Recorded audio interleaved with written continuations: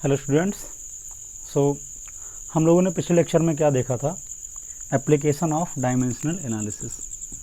हम लोगों ने स्टार्ट किया था एप्लीकेशन ऑफ डायमेंशनल एनालिसिस, ठीक है ना। अब इसमें हम लोगों ने जो फर्स्ट एप्लीकेशन क्या था कि अगर कोई क्वांटिटी हमको एक सिस्टम ऑफ यूनिट में गिवन है तो उसे हम दूसरे सिस्टम ऑफ यूनिट में कैसे चेंज करें, ठीक है ना। तो कन्वर्जन वाली जो कन्वर्जन का एप्लीकेशन था वो हम लोगों ने देख लिया है, ठीक है। उस पर एक छोटा सा एग्जांपल हम लोगों ने किया था। अगर मैं एक और छोटा सा एग्जांपल उस पर कराऊँ जिससे कि आप लोगों को क्लियर हो जाए कि किस तरीके से हम प्रॉब्लम्स को डील करेंगे, तब मैं एक और छोटा सा एग्जांपल ले लेता हूँ, है ना, जिससे कि हमारा जो कैलकुलेशन वाला पोर्शन है वो बेटर हो जाएगा, ठीक है।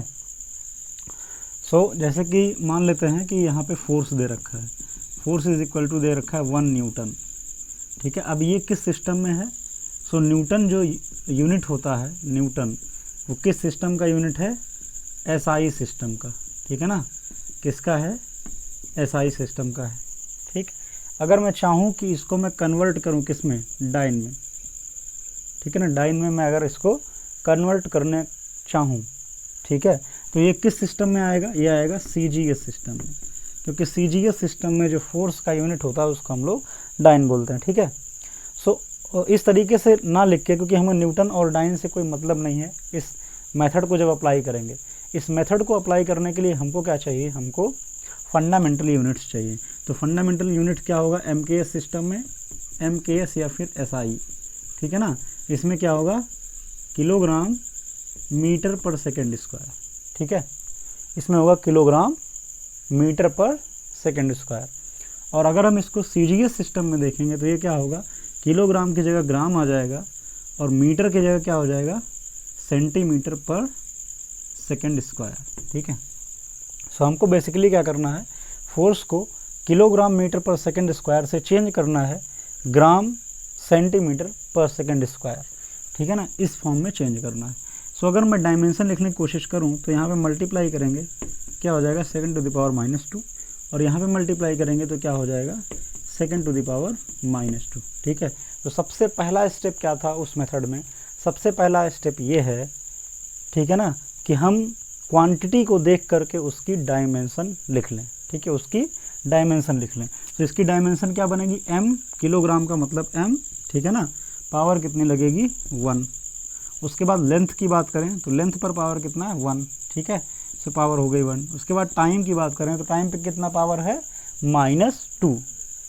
टाइम पे जो पावर है वो है -2। सो ये हो गया mLt-2। सो यहाँ पर m भी है, l भी है और t भी है। तो हम जो फार्मूला बताए थे, कौन सा फार्मूला बताए थे? n2 = n1 m1 upon m2 to the power a की जगह पर क्या आएगा? पावर 1, क्योंकि यहाँ पर पावर क्या है? 1 है। सो हम यहाँ पे 1 पावर लगा देते हैं, ठीक है ना, उसको लिखते नहीं है। अब उसके बाद L1 अपॉन L2, इसकी भी पावर कितना आएगी? 1, ठीक है ना। यही मेन चीज़ है, हमको यहाँ से क्या लिखना है? इसकी डायमेंशनल फार्मूला लिखना है और उसके अकॉर्डिंग हमको यहाँ पे पावर लगानी है। उसके बाद क्या लिखा था? T1 upon T2 to the power C, और C की जगह पे यहाँ पे पावर क्या आएगा? -2। यहाँ पे हमने लगा दिया -2, ठीक है। अब ये N1 की क्या वैल्यू है? N1 की वैल्यू का मतलब जो सिस्टम 1 था हमारा, उसमें जो क्वांटिटी है उसका न्यूमेरिकल वैल्यू, क्वांटिटी का न्यूमेरिकल वैल्यू इन सिस्टम 1, ठीक है। तो N1 की जगह पर क्या आ जाएगा? 1 आ जाएगा। तो अगर मैं इस फार्मूले की हेल्प से N2 की वैल्यू कैलकुलेट करूं, N2 क्या होगा? न्यूमेरिकल वैल्यू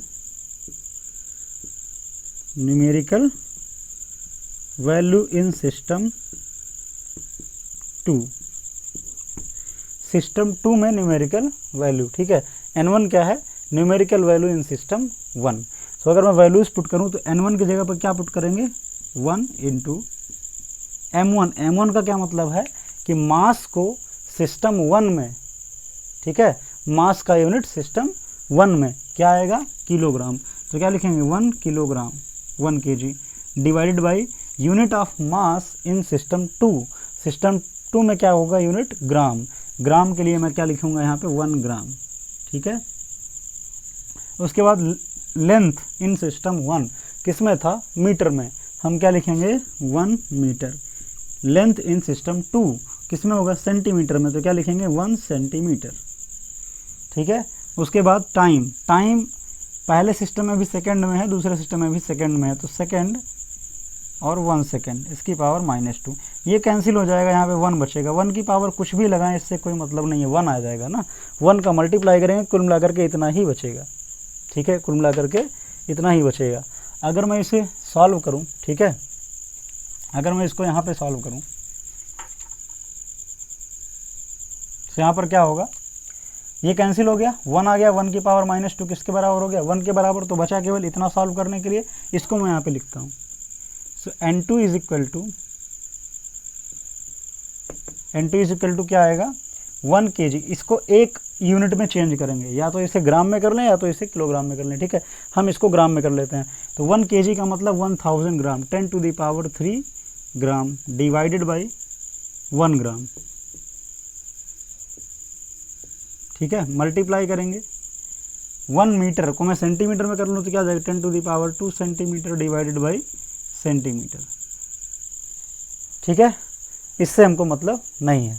सो अब क्या करेंगे, यहाँ पे ये कैंसिल हो गया, ये कैंसिल हो गया। अब यहाँ पे फैक्टर क्या है N2 की वैल्यू 10⁻³ इंटू 10⁻²। सो N2 की वैल्यू क्या आ गई 10⁵। N2 की वैल्यू जो आई वो कितना आई 10⁵। इसका मतलब क्या हुआ, इसका मतलब कि जो फोर्स है 1 न्यूटन का, वो जब CGS सिस्टम में जाएगा तो उसकी न्यूमेरिकल वैल्यू 1 की जगह क्या हो जाएगी 10⁵ हो जाएगी। यानी कि हम इस तरीके से लिख सकते हैं कि force in system 1 that is MKS system में 1 न्यूटन का जो फोर्स है, 1 न्यूटन का जो फोर्स है वो 10⁵ डाइन के बराबर है। या फिर और कैसे लिख सकते हैं, या फिर हम ऐसे लिख सकते हैं कि 1 किलोग्राम मीटर पर सेकेंड स्क्वायर का जो फोर्स है वो किसके इक्विवेलेंट है 10⁵ ग्राम सेंटीमीटर पर सेकेंड स्क्वायर, ठीक है ना, इसके इक्वल है। सो ये है कन्वर्जन कि एक सिस्टम ऑफ यूनिट से हम दूसरे सिस्टम ऑफ यूनिट में गिवन क्वांटिटी को कैसे कन्वर्ट करें, ठीक है। सो ये हम लोगों ने पिछले क्लास में देख रखा था, एक प्रॉब्लम सॉल्व करी थी, आप अभी यहाँ पर एक और प्रॉब्लम सॉल्व कर ली, ठीक है। सो हम लोगों को क्लियरली मेथड समझ में आ गया होगा करना क्या है। बेसिकली फार्मूला ये अप्लाई करना है, इसमें पावर्स ABC लगी होती हैं, ये पावर्स कैसे देखेंगे, गिवन क्वांटिटी की डायमेंशन लिख लेंगे, वहाँ पर जो पावर होंगी, ठीक है, जिस भी क्वांटिटी की वो पावर यहाँ पे मेंशन करेंगे। M1 L1 T1 का मतलब सिस्टम 1 में हम MLT को किस किस यूनिट में मेज़र किए हैं, और M2 L2 T2 का मतलब होता है सिस्टम 2 में हमने ML और T को किस किस यूनिट में मेज़र किया है। वो आप यूनिट पुट करेंगे, उसके बाद दोनों को सेम करेंगे, है ना। जो भी फैक्टर आएगा, ठीक है, सॉल्व करने के बाद वो N2 की वैल्यू होगी। अब दूसरे सिस्टम में क्वांटिटी कैसे लिखी जाएगी N2 इंटू यूनिट, ठीक है ना, N2 जो निकल के आया है वो, और उस सिस्टम में यूनिट क्या होगी वो। तो इस तरीके से कन्वर्जन हो जाएगा, ठीक है। अब हम लोग बढ़ते हैं दूसरे एप्लीकेशन की तरफ।